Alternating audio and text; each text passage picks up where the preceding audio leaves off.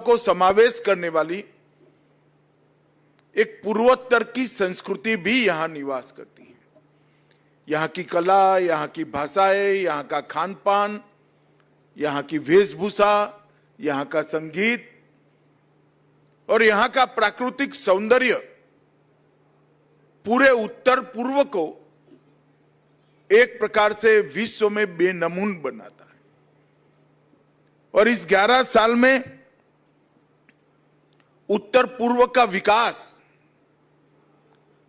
जब भी उत्तर पूर्व का इतिहास लिखा जाएगा, नरेंद्र मोदी जी के शासन के 11 साल सुवर्ण अक्षरों से लिखने पड़ेंगे, ये सुनिश्चित। मैं बहुत साल पहले विद्यार्थी परिषद की एक रैली में आया था। असम पुलिस और पंजाब से आई हुई पुलिस ने हमें बहुत मार मारी थी, लाठीचार्ज किया था। वो रैली थी असम बचाओ रैली, और उसमें नारा लगता था, असम की गलियां सुनी है, इंदिरा गांधी खूनी है। हमने वो संघर्ष देखा है। विश्व के विद्यार्थी की आंदोलनों के इतिहास में दो नेता हमारे बीच में ही बैठे हैं, हेमंत जी और सर्बानंद सोनोवाल। वो इतिहास विद्यार्थी आंदोलनों का बहुत मजबूत रहा, बहुत ऐतिहासिक रहा। इस संघर्ष के दौर में अनेक नवयुवान बलिदान हुए, मगर मैं आज विश्वास से कह सकता हूं कि उस समय विद्यार्थियों ने जो कल्पना के साथ आंदोलन किया था, वो कल्पना को चरितार्थ करने का काम नरेंद्र मोदी और हेमंत विश्व शर्मा की जोड़ी ने किया। असम आंदोलन करते वक्त जैसे असम की कल्पना की थी, इसके भी आगे असम आज पहुंच चुका है और एक गति निरंतर रहने वाली है, रुकने वाली नहीं है। और इसी के अनुरूप आज यहां पर राज्यपाल भवन बना है। इसी कार्यक्रम के अंतर्गत महामहिम राज्यपाल जी के सहमति से आज यहां 322 करोड़ से अधिक लागत की 8 परियोजनाओं का लोकार्पण और शिलान्यास किया गया, जिसमें मैं नेशनल साइबर फोरेंसिक लेबोरेटरी के लिए जरूर कुछ कहना चाहता हूं। मित्रों, हमने अंग्रेजों के बनाए हुए 3 कानूनों को समाप्त कर आपराधिक न्याय प्रणाली के 3 नए भारतीय कानूनों को इंट्रोड्यूस किया है। और उसमें विज्ञान के आधार पर, एफएसएल के आधार पर पुलिस की जांच और गुनहगारों को सजा दिलाने का प्रयास, इस पर अहम बल दिया है। मोदी जी के नेतृत्व में पूरा भारत डिजिटल इंडिया के स्वप्न को साकार कर रहा है। आसाम हो या गुजरात, एक छोटी सी ठेला लेकर सब्जी बेचने वाली महिला भी जब पेमेंट करने के लिए कोई बटुए में हाथ डालता है, तो वो अपना स्क्रीन दिखाती है कि यहां यूपीआई से पेमेंट करिए, तब बहुत आनंद होता है। और उस वक्त साइबर सिक्योरिटी नागरिकों के लिए बेहद जरूरी है। इसलिए भारत सरकार ने 2019 में I4C के तहत दिल्ली में पहला NCFL, national cyber forensics laboratory की स्थापना की, जो नागरिकों को अपनी गाढ़ी कमाई साइबर फ्रॉड वालों से बचाने के लिए मदद करती है। और दिल्ली के बाद मुझे कहते हुए बड़ा आनंद है, हेमंत जी का आग्रह से दूसरा NCFL आज गुवाहाटी में बनकर इसका उद्घाटन हुआ है, जो पूर्वोत्तर के सभी 8 राज्यों में हमारे नागरिकों के गाड़ी कमाई को सुरक्षित करने के लिए आगे बढ़ेगा। इतना ही नहीं, डार्क वेब का उपयोग कर नारकोटिक्स, हथियारों की तस्करी और भारत की सीमाओं को छिद्र ढूंढकर घुसपैठ करने का जो प्रयास करते हैं, उनको भी देश की सुरक्षा के लिए NCFL सदैव अहरनिश काम करता रहेगा। लसित बरफुकन ट्रेनिंग एकेडमी में 8 राज्यों की पुलिस के नुमाइंदे 24 घंटा NCFL के माध्यम से देश की सीमाओं की सुरक्षा, नारकोटिक्स के खिलाफ लड़ाई, अवैध तस्करी के खिलाफ लड़ाई और इसके साथ साथ नागरिकों की गाड़ी कमाई को सुरक्षित करने का काम करेंगे। हमारे सीमा की सुरक्षा करने वाले CAPF के जवानों के लिए ढेर सारे सुविधाओं का भी आज यहां पर लोकार्पण हुआ है। ये NCFL network forensics, mobile forensics, disk forensic, dark web और malware analysis, CDR, IPDR, SDR का विश्लेषण, मीडिया फॉरेंसिक, डेटा रिकवरी और क्रिप्टो इन्वेस्टिगेशन जैसे आज के जमाने के सभी अपराधों के पीछे लगने के लिए 24 घंटा काम करेगा। मुझे विश्वास है कि लसित बरफुकन एकेडमी में स्थापित इस सेंटर उत्तर पूर्व के 8 राज्यों को सुरक्षित बनाएगा। मित्रों, आज कुछ क्षणों बाद ये ब्रह्मपुत्र विंग का उद्घाटन होगा। लगभग 40 करोड़ से ज्यादा लागत से 3300 वर्ग मीटर से अधिक ये राजनिवास के अंदर कई सारी संवैधानिक गतिविधियों को सुचारू रूप से चलाने की सुविधाएं निर्मित की गई। यहां पर विद्यार्थियों, शोधकर्ताओं, कलाकारों और नागरिक उनकी अनुमोदना करने का काम, उनकी विधाओं को एक्नॉलेज करने का भी काम होगा और एक सार्थक संवाद से राज्यपाल महोदय असम सरकार को जन भावनाओं से अवगत भी कराएगा। और ये जो दृश्य यहां से दिखाई पड़ता है, सागर जैसे ब्रह्मपुत्र को देखकर मैं लक्ष्मणाचार्य जी को कहना चाहता हूं, सबसे भव्य और सबसे सुंदर राजभवन आपके भाग्य में आया है, असम के राज्यपाल में आया। ये जो मनोहर दृश्य है वो सबकी थकान दूर करने वाला, सबकी चिंताओं का शमन करने वाला और जल से हमेशा नया उत्साह का सृजन होता है, उत्साह को बढ़ाने वाला है। मैंने आते आते देखा, हेमंत जी काम तो करते हैं पर दिखाने का कोई मौका भी नहीं छोड़ते हैं।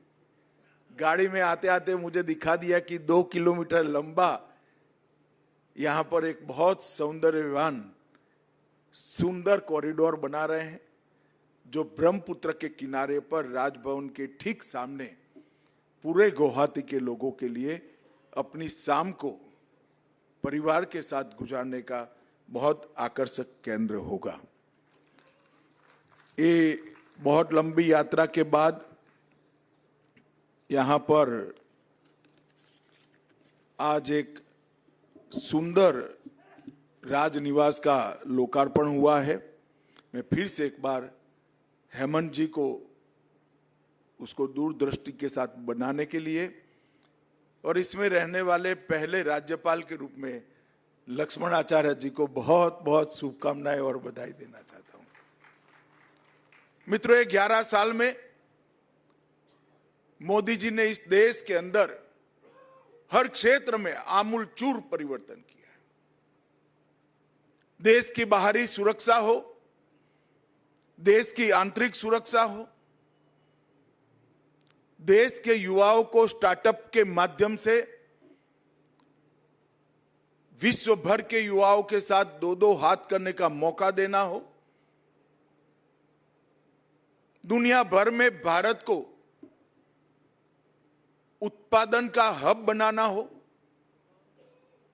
विश्व प्रसिद्ध इंफ्रास्ट्रक्चर का निर्माण करना हो, पूरे देश को 24 घंटा बिजली देने के लिए पर्याप्त बिजली का उत्पादन करना हो, 25 करोड़ गरीबों को गरीबी रेखा से बाहर लाना हो, या 10 साल के अंदर ही देश के 60 करोड़ गरीबों को घर, बिजली, शौचालय, नल से जल, गैस का सिलेंडर, 5 लाख तक का स्वास्थ्य का पूरा खर्चा और प्रति व्यक्ति 5 किलो अनाज प्रति माह देना हो।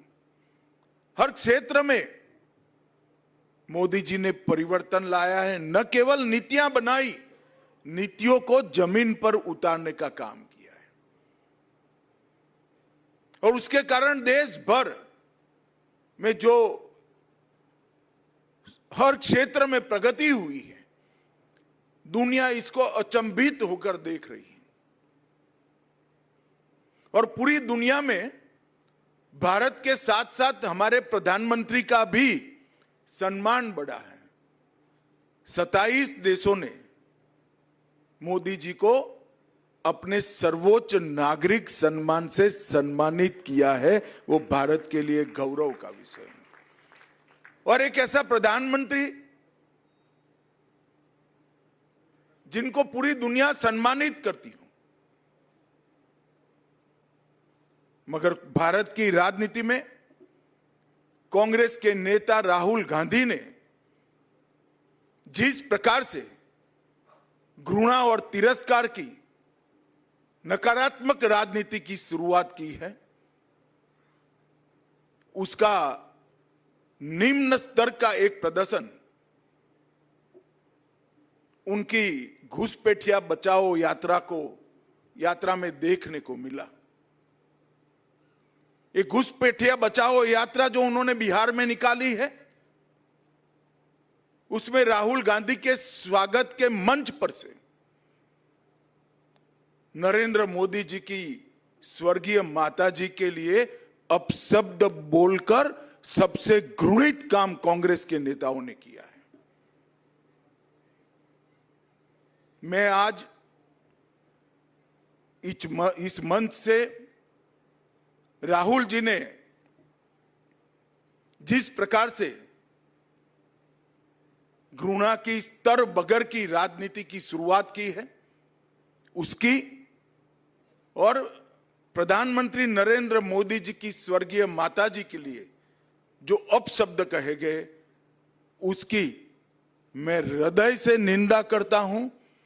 और मैं पूरे देश की जनता को भी कहना चाहता हूं कि जिस प्रकार की राजनीति, मुद्दा विहीन विरोध की राजनीति, नकारात्मक राजनीति, घृणा की राजनीति श्री राहुल गांधी ने शुरू की है, वो हमारे सार्वजनिक जीवन को ऊंचाई नहीं देगी, गर्त में ले जाएगी।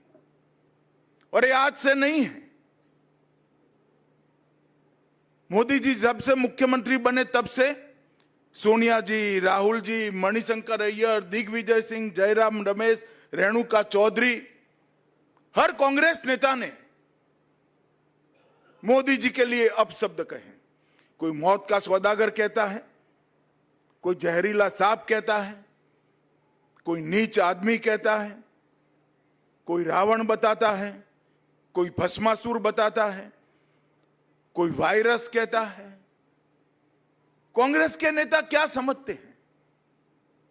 इस प्रकार की भाषा का प्रयोग कर कर आपको जनादेश प्राप्त होगा क्या?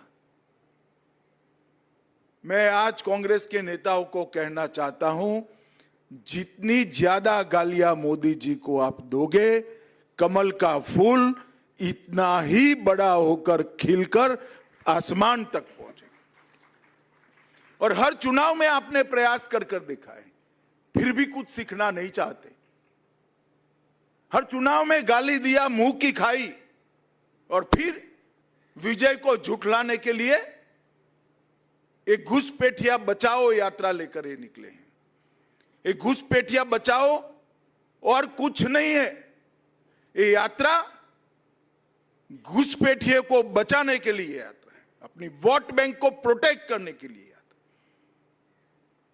मैं देश भर की जनता को पूछना चाहता हूं, कोई भी लोकतांत्रिक राष्ट्र, लोकतंत्र का आत्मा चुनाव होता है। अगर घुसपैठिए मतदाता सूची में घुसकर चुनाव को प्रदूषित करे तो कोई राज्य,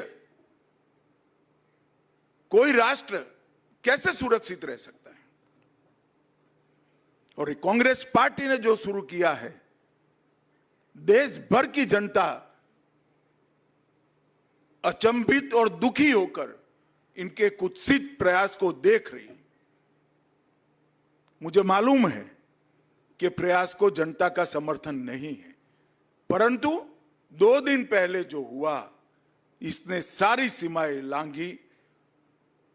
मोदी जी की माता जी का जीवन, एक गरीब घर में अपने सभी संतानों को संस्कारित कर कर ऐसे स्तर पर पहुंचा जाए कि बेटा विश्व का नेता बने, ऐसे जीवन को अपशब्दों से बोलना, ये भारत की जनता कभी सहन नहीं कर सकती। और इससे ज्यादा राजनीति में सार्वजनिक जीवन का कोई पतन नहीं हो सकता। मैं फिर से एक बार कांग्रेस के कुत्सित प्रयासों की घोर निंदा करता हूं, और मैं आग्रह भी करना चाहूंगा राहुल गांधी जी के कि जरा भी शर्म बची है तो मोदी जी की, उनकी स्वर्गीय माता जी की और देश की जनता की जरूर माफी मांगे आप। खैर, ईश्वर सबको सद्बुद्धि दे। आज अच्छा दिन है, हमारे लक्ष्मणाचार्य नूतन गुरु में प्रवेश कर रहे हैं। आज मैं आसाम की पूरी जनता को नए राजभवन के लोकार्पण पर, गणेश वंदना के इस समय में ही ये लोकार्पण हो रहा है। ये नए राजभवन का प्रवेश आसाम की विकास के आड़े जो भी विघ्न होंगे, विघ्नहर्ता जरूर उसका हरण करेगा। मेरी बहुत बहुत शुभकामनाएं। वंदे मातरम। भारत माता की जय। तो आप सुन रहे थे, अमित शाह को यहां पर जमकर कांग्रेस को घेरते हुए भी नजर आए।